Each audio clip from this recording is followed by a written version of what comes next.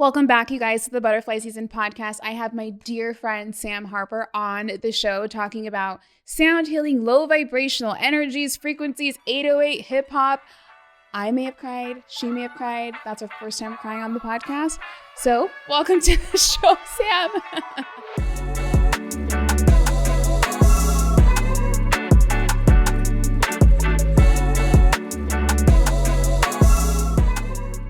Sam. Aisha. This has been a long time coming. Yep. It's so weird because like I feel like the relationship that we have is like we're great friends. We talk all of the time, but like we're never photographing it. Or like we have like podcastable conversations. We're never podcasting I know. it. So it's like a beautiful formality to have you here today. Oh, I love that. I know. It's like we have all of these amazing moments, and that actually I really love because that means we're really present Totally in the moment. Mm-hmm. So amen to that. Yeah. I just had a realization. Where were we coming from? Dance class. Mm. And before this, I was like, what do you want to talk about? Like, I feel like we're just going to drop in. It'll be totally fine. But you know what is going to be good? Cups running over. Of course. That was it. That's it. That was it. So I'm just going to get right into that. Yeah. We have talked often about when we were on a girls' trip with our friends, Kelly, Lindsay, and the importance of like positioning yourself, making yourself whole on your own to begin to call in like really beautiful relationships. Yeah.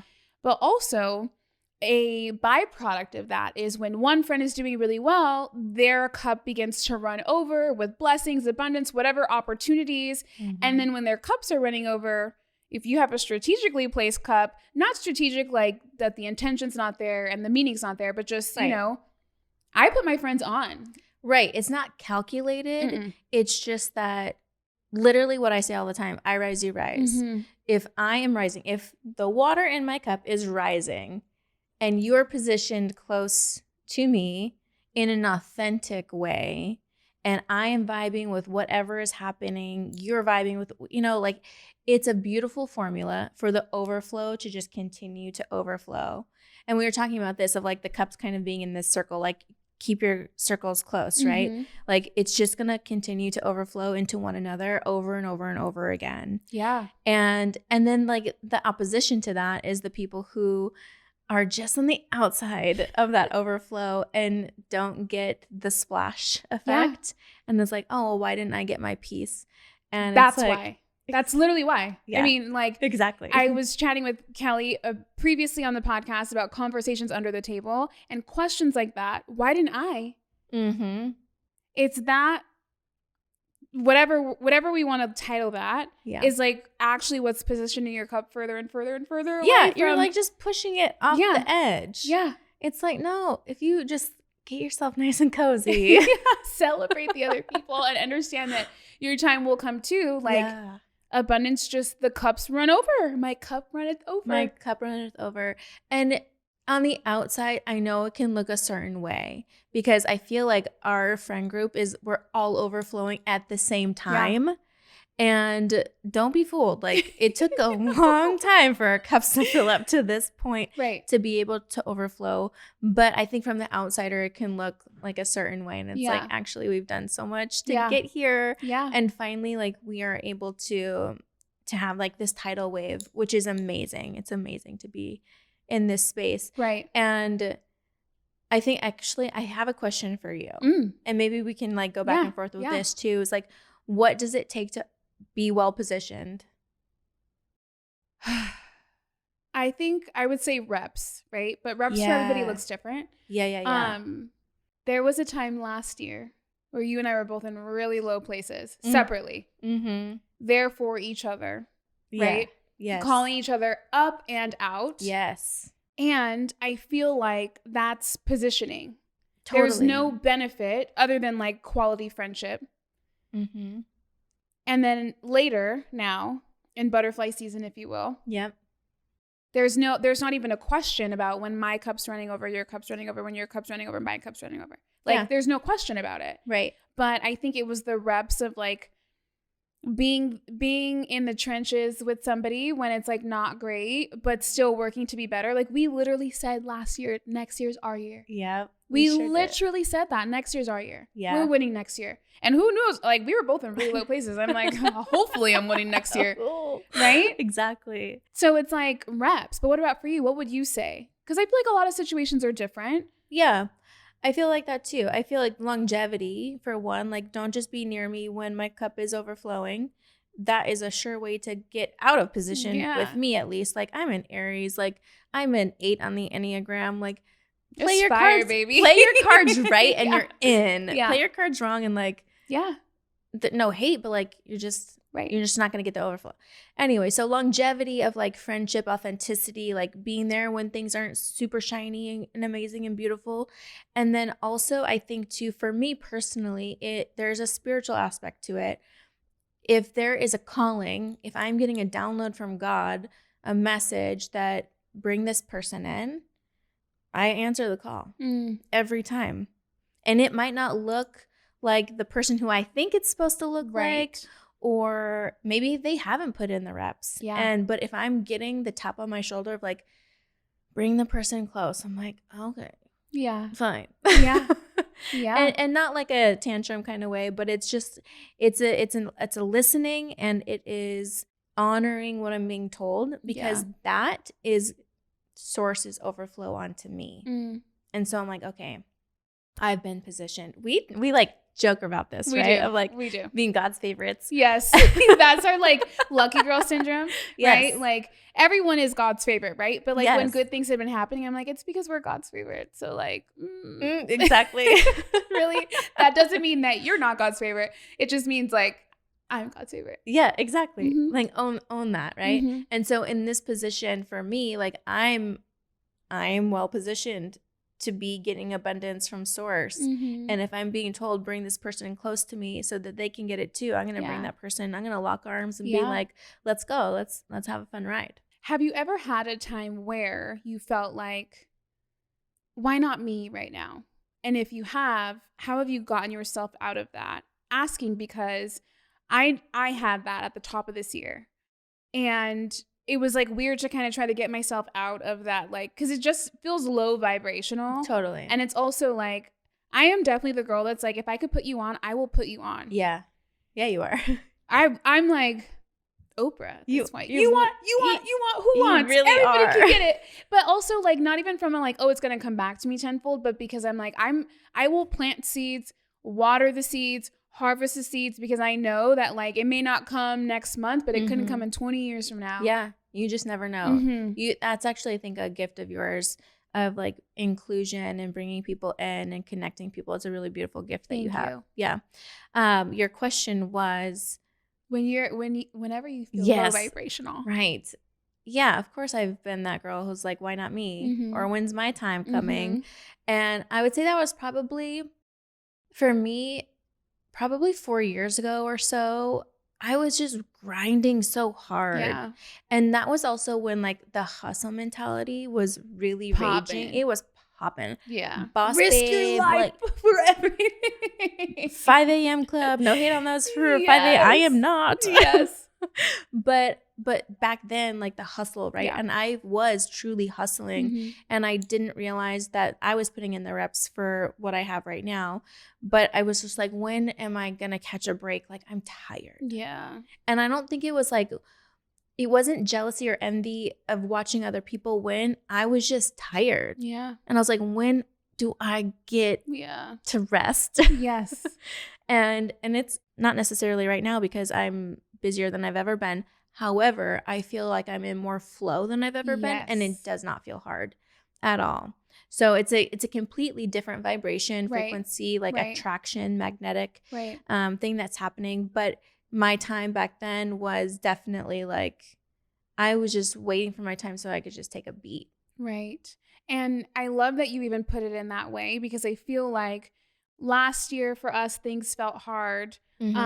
Even in my previous agency, I felt like in order to get success, it was like this. Yeah. Like that is what I don't even know what the words are. Maybe it's like push harder, keep going, stress. It's something about resistance, right? Like, yeah. Because I think also in the entrepreneurial world, we're told like, if you meet yourself with resistance, that's when you keep going, or that's when you push through. And I think there is something to that. Mm-hmm. However, if we listen to the great Abraham Hicks, it's like path of least resistance, right? So you don't have to bang your head up against a wall to get to the place. It's actually like go around and go to smooth sailing. Yeah. It really doesn't have to be so hard. Which is crazy because we've talked about this recently. So much goodness has been happening, stuff that we've shared to this point, stuff that we have to wait to share. Yeah. And I'm just like, this is really easy. It feels, but I'm training my mind because it doesn't have to be wrong, but I'm just like, hold up. I didn't try. Mm-hmm. I did. I just didn't try the way I was trying before. Success didn't have to be just like going at it like a bull, like running up against the wall and running up against the wall until you break the wall down. It was like, oh, like, here's a door. Yeah, let me open the gate for you. Come on in. Yes. So like I love that analogy that you kind of talked about. And I think that is something for someone to recognize within themselves, right? Like when things start to feel in flow, which is for me, ease, less stress, less angst, less like I'm unsure. Right. That's when I'm like, wow. And now everything's just coming. Yeah. Coming. Cup's running over. Hurry, put your cup right there before it. Hurry, catch it. Yeah. I think for me, when I'm in flow, a great example. So just open the portal. And from the day we got the keys to grand opening was 2 months. Yeah. That's crazy. And that felt like it flew by. It was so fast. And it was the busiest time I think ever in my whole entire life. Ever. So not just opening the portal, but 2 other businesses that I have. My son, being in a new relationship, moving into a new house, like literally everything was happening all at the same time. And yet it all felt easy. So it doesn't mean that ease doesn't mean your schedule slows down. Sometimes it actually speeds up. Yeah. Now that I have like a little bit of breath, like I'm not a maniac running around, I actually feel like I'm not in as much flow as I was in those 2 months. Wow. I still feel very much in flow. Yes. But like then it was just like I didn't even have time to think any other way but flow. Right. So it was just like I don't have time for anything that's going to be a barrier. Let me just find my way through. Yeah, which is so beautiful. So what was it that you had to like unlearn? What a previous version of you might not have risen to this occasion? What were the different characteristics between those people? I think old version of me definitely didn't ask for help, did not receive help if I was offered. And now I'm like, where can I get help? Anybody want help? You got help for me? I'll take it. Yes. Yeah. And so there's a humility in that, I think, too, of like being able to receive and knowing like I can't do it by myself. Right. In fact, I don't want to do it by myself. Old version of me, very egocentric of like, I want to do it by myself. I'm going to prove to everybody I did it by myself. Like this is the way. And that's what makes it really hard. Because what did help mean? That I wasn't smart enough, good enough, worthy enough, capable. You fill in the blanks. Like I wasn't enough. I feel that. And I think that a lot of people will say, oh, I'm just controlling. I don't like to ask for help. I'm a perfectionist. And those are just like, to me, like that's the name of the carpet. And then when you lift the carpet up is like where like the like real shit is. And it's just like, thank you for sharing that because it's a vulnerable share, right? Like what did help actually mean? And now you're like, I am actually enough, but you might be better. So help me. Please help me. In fact, like that gives you a platform to shine on. That is the cup running over. Yep. That here, great example of like how it full circle comes in of like, I could do it. I don't necessarily want to, but let me give you something where you can shine and you get to be involved. Like it's a beautiful part of the journey. Right. And also you're going to do it better than me. So like win-win. Go shine. Yes. Yes. I want to talk to you about a beautiful gift that you have, which is clairvoyance. When we were in the cabin a few weeks ago, I feel like it was the first time that you had ever shared this version of your story, which was there was a point in time where you didn't embody that. You were actually scared of it or scared of what people might think. Yeah. I wasn't scared of the gift. I was definitely scared of the judgment. And maybe scared's not even the right word, but I didn't share it publicly because I didn't want people to then just put one label on me. I've kind of always been this person. I never want just one label. I never want to be just Quinn's mom or just this or just that or just a clairvoyant or a psychic or like, whoa, this lady is crazy and weird. So I didn't share it because I wanted people to be able to approach me without hesitation. And so I didn't share it. But what came from that was I was really blocking a lot of my own gift and not sharing like the wholeness of who I am. Yeah.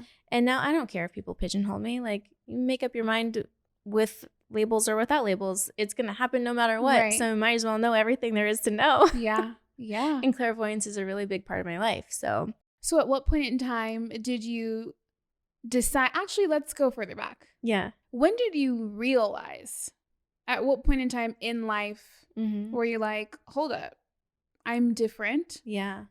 I've known from a very young age. The earliest I can really remember was probably 8 years old.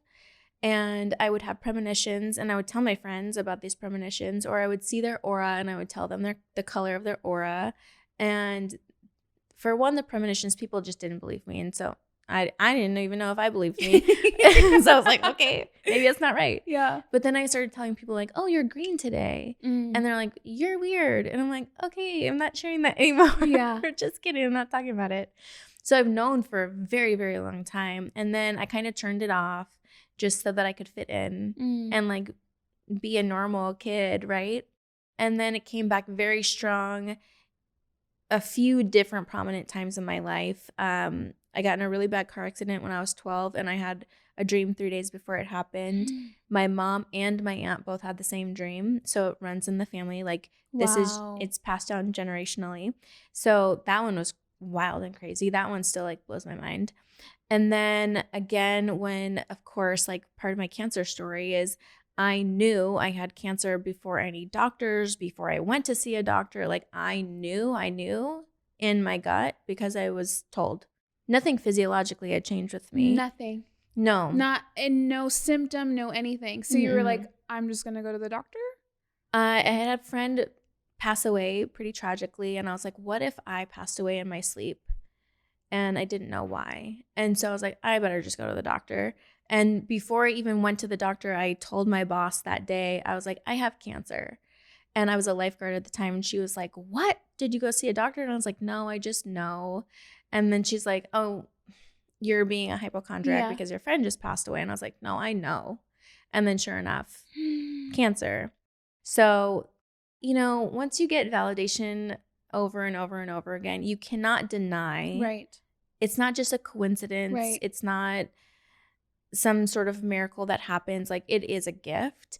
And then when I started playing sound bowls more frequently with other people is when it like came in so strong. There was no denying it. Like what? Like what happened? It was wild. Actually with our friend Kelly, she was one of the first people who I channeled for in a sound session. Stop. Yeah. What year was this?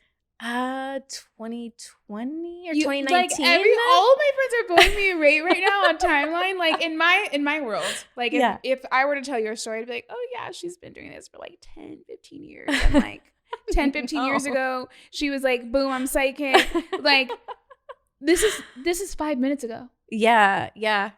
I just started sharing my channeling messages during sound healing probably in 2019.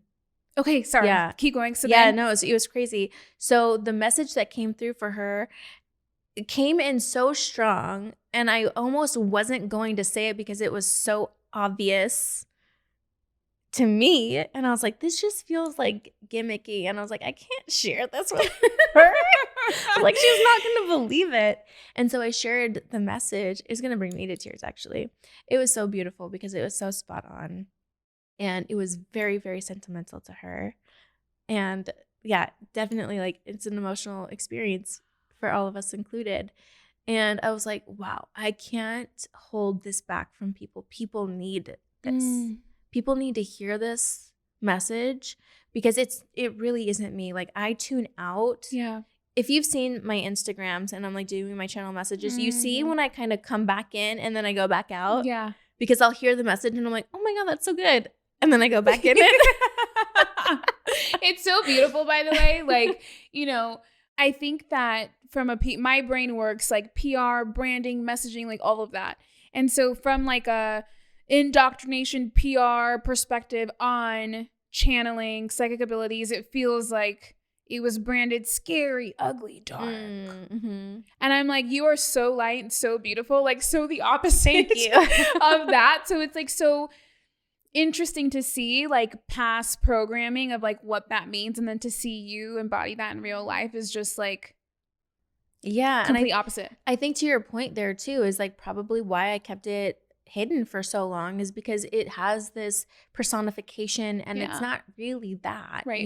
When it's a true channel of light and source, it is so beautiful. Yeah. And it's so beautiful. Like I can't not do it now. Right. So, okay, you did a sound bath and you're like, oh, wow, like this came through. What is it that you see? Like, is it color? I mean, you mentioned the colors, and I imagine that's probably chakra points coming through, like the... Yeah, so now like I can look at a person and see your aura, but it's like I don't just look at a person and see it all the time. Like I have to focus in and then it comes to life. So when I'm channeling during messages, I'll hear messages come through. Like I have a lot of auditory, so it's clairaudience. I have a lot of messages that I hear, specific words or lyrics or phrases or just certain words that I don't even have in my vocabulary. Yeah. And that's when I'm like, oh, that's not me. For sure, that's not me. Like I wouldn't think of saying that phrase at all. So it comes that way. And sometimes it'll come in images or deep knowings. Sometimes I actually see the image. Sometimes I just know the image. And that's really hard to explain if you don't have that gift. Yeah. It's just a knowing. And so, okay, so you do a sound bath with Kelly and you're like, oh, this is a thing. And then what's the like at what point were you like, okay, I'm going to like move forward with this? So I had a few clients who were like pretty consistent clients of mine. And so I was basically like testing it. Like, am I actually who I say I am? Because if I say I have this gift, like, is it just by chance that I got it right a few times? Like I was still second guessing my own gift that I've had my whole entire freaking life. Yeah. And so people who would come back, I'm like, okay, let's see if this message hits. Like, let's see. Yeah. And every single time it would just be spot on. And I'm like, okay, there's no second guessing this. Like, this is what it is. Yeah. And there would be times like in the beginning that I'm like, should I say that or should I not say that? And then I would maybe not say a certain little thing and the person would say it. And I'm like, I should have just told you because I already knew. But now it's going to seem like I don't know. Yeah. So now I just say all of it. And I say like, I'm not the gatekeeper of the message. I'm just the vessel in which it's coming through. Yeah. So anything that comes through my head, I deliver it. If it doesn't land, no harm, no foul. Like it doesn't hurt me. And it's a gift. So here we are. So, okay. What I've seen you do a reading and you're like, actually, I'm not meant to tell you this right now. How does that come through? Yeah, that one is tricky. It's so tricky. So there are laws in the spiritual realm. They're universal laws, and I honor them to a T because I know how strong the universe is and how strong spirits are. And so I am definitely not going to go against the laws.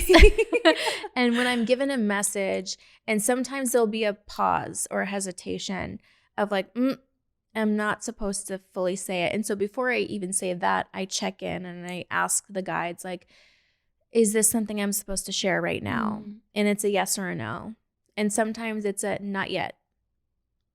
You'll be told when. And so I'll get a green light later. I call it a green light of like, you can go. Yeah. Other times it's like, nope, they need to figure this one out on their own. And I'm like, oh, that sucks because I know what's going to happen. Yeah. And I wish that I could guide, but it would actually not be of benefit for the person who's receiving. Right. So, and this happens for me all the time too. Like my guides will give me only part of a message and I'm like, and the rest?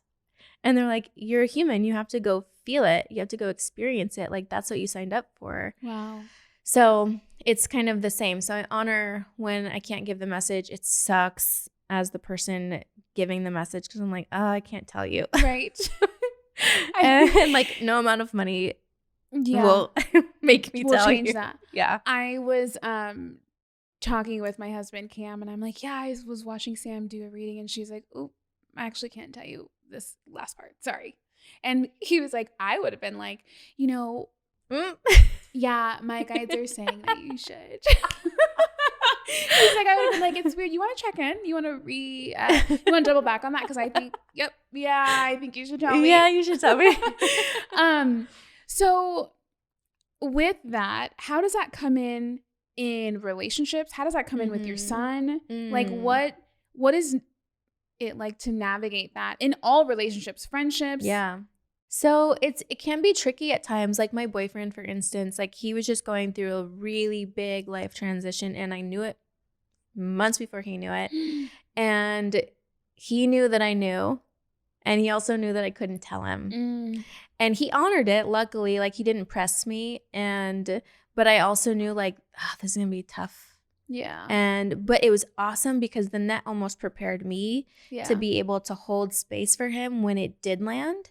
And it did exactly that. And it didn't catch me off guard, which meant I could be a strong pillar for him to lean on in that time, which was great. Yeah. And had I told him, everything would have been different. Like he would have behaved different. He would have tried to fight for something that wasn't his. Right. Like it would have put him in a direction that actually is not of his highest purpose. And that was, he needed to go through that tough time to come out stronger and like be positioned for the overflow. Right. And be positioned for his higher calling. Right. So, and there's no way I was going to get in the way of that. Absolutely not. Yeah. I mean, when you put it that way, you had said something to me a while back and you were like, good or bad, it's all medicine. And I was like, damn. Yep. That's right. That's right. So when we shine our light really bright, some people are going to love it. And they're going to look at us and be like, wow, that is the formula. That is the model of something and someone that I'm aspiring to be. Like that is medicine. That's hopeful, right? It's full of joy. And then we're going to trigger people with our light too. And that is going to be medicine for that person, whether they consciously connect with that or not. Like they're going to not like us for whatever reason. And that's going to put them in a direction to either do some healing on their own or question, like, why don't I like that light? So a lot of people will say, I feel like we're in a circle. Maybe circle's not the right word. We're in a largely influenced like entrepreneur world just by generally being in Phoenix. There's just so many entrepreneurs, which I love because it just helps you, kind of like the same thing. I rise, you rise. We're all kind of thinking differently and like things just move forward quicker. But I've seen and I've stumbled upon spiritual pages where people will say, if what I say triggers you, that's a you thing. Part of me feels like there's truth to that, but the other part of me feels like, could it also be inverse? Like, could you be purposefully trying to trigger people to like get them to want to buy into some of your stuff? So you mentioned we're talking about like good or bad medicine, like it's all medicine. Yeah. Good or bad, it's all medicine. How can you guide somebody through discerning what is a trigger that you should explore or like a provocation to make you think it's a trigger to explore? Okay, that's such a good question. I think that discernment has to be built up, right? And that is like putting in the reps for that too. Like sometimes you're going to get it spot on right, and other times you're not, and you're going to fall and you're going to fail miserably, and that will teach you the discernment. And so this has been happening a lot in the spiritual community. Our Instagrams have been mimicked, or there's imposters out there or fake accounts trying to be you, right? This happened to me so many times, and a lot of people fall for it. And I'm like, guys, use your discernment. Like, look on the page, look at the likes, look at the comments, look at the engagement. Like, that's an easy step. But the spiritual community in general is being preyed on because people want answers. And my best word of advice is you have the answers within you first. So if you are constantly seeking from somebody else, be that a clairvoyant, a psychic, a medium, anybody outside of yourself, and you haven't checked in with yourself first, like start with your own discernment and then look outwardly, maybe for validation or confirmation. And you know, your guides are there and they're waiting. They're asking, hey, put us in, coach. Yeah. And so like start there. So what might a check-in with yourself look like? There was a time where I felt like when I was going through things in college, I would call my friends to have conversations with them about it first. And then I guess over time I can tell how I felt. Now I know I'm actually a verbal processor, and I process verbally. And then by talking it out, I can begin to feel bodily sensation. Does that feel good? Does that feel bad? And typically if I'm talking it out with the wrong person, I still don't feel resolved. So then I'll go somewhere else and have another conversation. And I just had a friend recently tell me, you can talk to yourself and record yourself, listen to it back, and then see how you feel so that you're not adopting other perspectives or projections from people. But that was in college, and now I'm 32. That's over 10 years of figuring it out. So to collapse time for somebody, what might that look like to check in with yourself? Yeah, I mean, you just gave them a cheat code right there. It's like record yourself. If you know that you are an external processor, sit in front of the mirror, do some mirror work, talk to yourself. If you're an internal processor, maybe journaling, getting some things out first. Sometimes you need to see it in order to understand it. That's why if you take things outside of the container of the body, whether that be emotions, movement, thoughts, scribing, any of that, and you can view it as an observer, so taking yourself out and witnessing what's happening, then you have a better understanding of where you're at. Okay. Are things in flow? Are things not in flow? Meditation obviously is like key, right? It's really hard for people to meditate who are very stuck in their head or have a busy mind. So tapping into breath or movement. Meditation does not need to look one certain way. I like to do walking meditation, so like a mantra meditation. Sometimes me personally, I need to hear something over and over and over again for it to really stick and land, and then I have aha moments later. So I think that there's a few different ways. Getting it outside of your body, checking in with your body deeply, and then also giving yourself time to process. I'm not a quick processor. I need some time for things to land in body, and then I can make a decision. Other people make decisions very, very quickly. Right. So giving yourself time to process and not feeling like you are on a timeline to make a decision too fast. Yeah. I love that you mentioned time, because with the Butterfly Season podcast, you were there for my cocoon season. I actually met you like right into you actually were the first domino to domino my cocoon season. Oh my gosh. And I have the photo of you, my very first sound bath. Yes. It was during COVID. And for those of you that are listening and haven't heard that episode of the podcast, it's like the very first one. And I talk about a sound bath that like changed my life. It was during COVID. And you have a mask on and you're sitting in front of sound bowls and you're like this with the peace sign. And I'm like taking a photo of you and you're like, just come and experience it. It'll be so fun. And I'm like, yeah, I've never done this before. Yeah, I'll sit in front. It'll be cool. And then I was like, something's happening. Something's happening. So I'm not going to get into all of that, but if you haven't heard before, it's the first episode. You propelled that journey for me. How does that feel? I feel like that feels like such a big responsibility or sacred thing that I'm sure you've been a catalyst for a lot of people's transformations.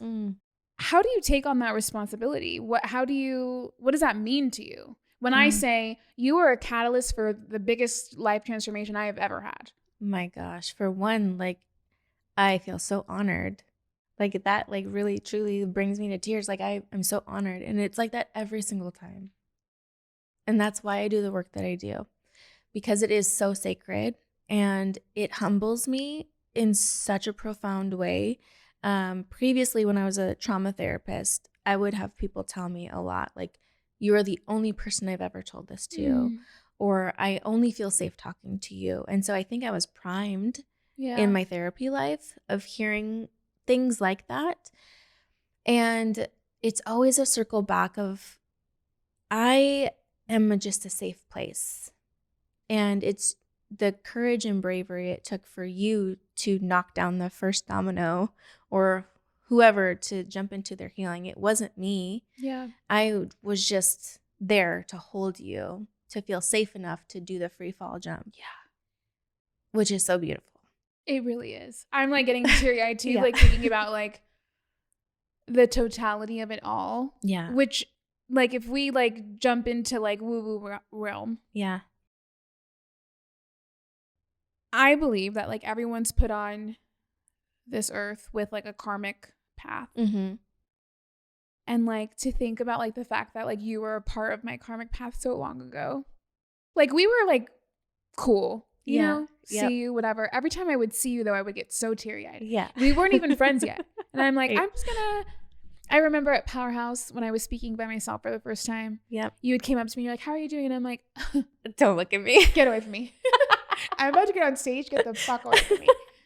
Because I was just like about to cry. Yeah. For like, it was just, my soul was like, she's gonna tip the ship over, you know, in the most beautiful way. Like, I'm just so thankful. It felt like a bad thing at the time, but it was the most beautiful medicine that I could have ever had. Yes. So like, thank you for that. Oh my gosh. Thank you for trusting me. I have fake lashes on today, so like, we can't be doing this. No tears, no tears. It is really such an honor though to think about all the people's lives who I've had the honor of touching. And I think about this all the time, like years ago in therapy and now in the healing work that I do now. It is such an honor that I'm even part of somebody's story. Yeah. Like that is legacy. Literally. And that is like all I could ever ask for, is to leave a legacy and an impact of the work that I'm doing. Yeah. So I wanna, this feels like a hard pivot because we're like, Let's go. Hard left. Hard left. I want to talk about low vibrations. Yeah. I am like high vibes only, good vibes. When I was able to like feel the feeling of what I call like vibing high vibes, then I was able to figure out like how to recreate that and like keep that sustained elevation. Up, sometimes it falls and all the things, but like when I can stay there, like good things just start happening. Yeah. Talk to me about low vibration. What remedial level? What is low vibration? Okay, so I think that some people confuse low vibe with just having an off day. Like, we are human. We are here to experience human things. We're not going to feel amazing every single day. And it's okay to have those days. It actually is the polarity that is required to have the elevation, right? And so I feel like we're both kind of in these high vibe seasons. And so right now I'm like, let's just ride the wave. Yeah. Let's freaking go. Yeah. That's not to say that I'm not going to be in a low tide again, right? But what happens in low vibration is that you're not in alignment. And so you will literally feel it in your body. There is a disconnect. Something is not right. And so this is when you can find yourself spiraling into thoughts that are not conducive to helping you get out of that vibration. Yeah. And so it's just like this resonance that both in the mind and the body and energy that is trying to come back into alignment, but it's just missing the mark. You've been like close at some points and then you're like, I just keep missing the mark. Yes. Like that would be like a good, easy, conceptual way of feeling into low vibe. You're like, I'm almost right there, but I'm not quite there. And like, I just don't know what it is. Yeah. Right. And that just doesn't feel right. Right. And so I think for what's hard for some people to understand, even myself, which is why I love like Joe Dispenza stuff so much, because it's just like pure science. Yes. Like, which feels the most tangible. Yeah. Right. Thing. Yep. And when we talk about low vibe, you're like, it's a feeling. It's just like, what is it? And I'm just like, this, like, there's nothing here. It's this thing. So there are catalysts to low vibrational things. Yeah. What are some of the catalysts? Have you ever, side tangent, did you see, there was this Black girl, I don't remember her name. She was a coach sitting next to somebody who had like fried chicken, like just processed foods on her plate. And she was like, that's a low vibrational plate. Totally. And people went in on her for it. But I was like, she's not wrong. She's not wrong. She's not wrong. So there's absolutely low vibrational things that you can eat, processed foods, oils, all of that, right? There is low vibrational fabrics that you can wear. Fabrics? Polyester. Really? Like the plastics. Oh, yeah. They're low vibrational. I think this is probably 100% polyester shirt right now. Well, we got to... I'm not going to take it off on camera, but I might not wear it again. Or will I? You probably will. We'll infuse it with some high vibes later. And then music, of course, like listening to low vibrational music. And I spoke about this recently and didn't get as much hate as I thought I was going to get. Okay. So we're going to talk about it here too. Maybe I'll get hate. No, I don't know. But low vibrational music and look, don't get me wrong. Like I really love hip hop, but it is not conducive to high vibe. So thinking about the frequency, the undertone of frequency that is in hip hop music, most commonly known as the 808s, right? Yeah. So that's a low frequency vibration that actually creates dissonance within the body frequency. So the body frequency, all 7 chakras resonate at a different hertz, at different frequencies. You will not find an 808 in the body naturally. That is why there's discord between an 808 and the natural state of being. And so you're not going to be resonating with that. But if you're listening to that all the time, guess what? You're tuning your body to the 808. So, okay, I love hip hop music. Same. Like, I fuck with it. Yeah, I know. Me too, girl. I didn't, however, and I'm sure there's probably 808 in it, but I love Kanye through it all. Yes. Period. Second, 808 and Heartbreak. 808 Heart was that. Oh yeah. Hated that album. The body didn't like it, right? I was like, this isn't you, Kanye. Like, no, but he was doing that strategically. I think Kanye is a genius. He is way ahead of his time, and he's been telling us forever. He's been telling us the truth, and we just didn't want to hear it, or it was being blocked from us hearing it, right? Yeah. The 808 album actually was to show the contrast of like, oh, that's what you think you want? Let me show you. Because at the time, if I recall, this is like early 2000s. At the time, there was a lot of rappers doing a lot of 808 stuff. Oh, yeah. I think like The Dream does a lot of 808 stuff. Yes. Yeah, it just, that I would say is low vibrational because it's not a frequency that is like naturally found. And like even the earth resonates between 7.83 and 8 hertz. That's the earth's vibration.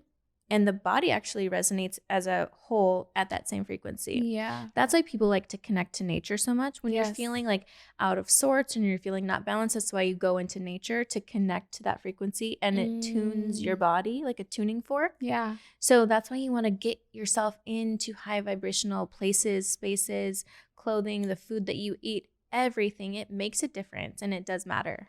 Okay. So what I'm hearing right now is I love hip hop. Does that like... There is high vibe hip hop, by the way. Do you know by chance, like what is something that's maybe out right now that's like 808 based? So I could be like, oh, because I couldn't tell you. I just know like the only reason why I know Dream is because he goes, let me get that 808 in one of the songs. I'm like, so he must do a lot of 808. Who knows? The only reason why I know about Kanye is because that was the title of the album. Right. I couldn't tell you. Or I'll be in the club probably with the 808, like dropping. It feels so good. And here's the thing: is like it does feel good, but it's because our systems have been taught, right? So it's a distraction, and that's what the big system is trying to do overall: is distract us away from ourselves, so that we can be trained. Yeah. So when you start to think of it like that, it's like, oh, why would I put myself in a situation where I'm literally a puppet? How can I figure out what's 808? I picture just like some sort of like gadget that looks like a compass, and I just like hold it up and check my compass. Like, is this 808 or 805? There are gadgets, mechanisms for that. I don't have them. Yeah. I'm not exactly sure. So I'm gonna have to get back to you on that one. Yeah. We'll do some research and let the viewers know. Yes. But some high vibe music, definitely get involved in some of that. And there is high vibe, like good music, that you're not just going to be listening to spiritual music all the time. Yeah. Don't worry. Like there's actually good music out there that feels good within the body. Yeah. I'm going to do some more exploring on that because I'm not like a country music girl. I'm just Me like, either. I can't do that at all. But it's helpful to hear that like not all hip hop music is. No, not all hip hop music. In fact, I was just reading this article last night in this really amazing book called The New Age Music Guide, and it's talking about this research done with mice and essentially what I was just talking about on the dissonance between the vibration and frequency, and how, we'll say for instance the 808, that's not what was said in the book, but for this example, that the brain chemistry is manipulated and changed with low vibrational music in mice that will act and make them behave in erratic behaviors, versus when they're listening to high vibrational music, they're more peaceful, they're more tranquil, they're like calm. So there is actual science behind this. It's not just woo-woo. Which I'm believer in Christ Jesus. Yes. The devil was like the main Chambalan my like Hispanic is showing of music. Mm-hmm.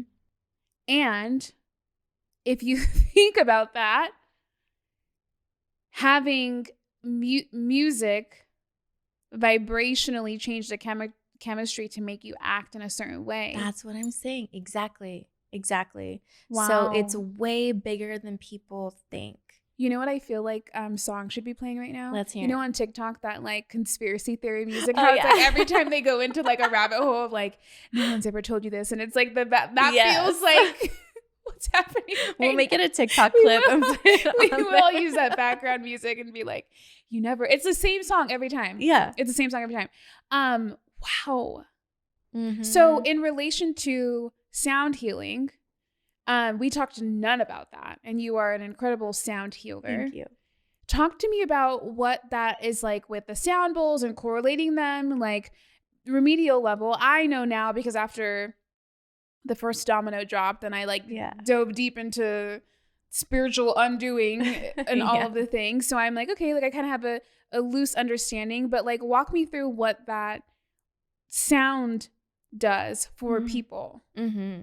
So there is this thing called cymatics, and cymatics is the visual representation of how a frequency literally changed the formation of the body.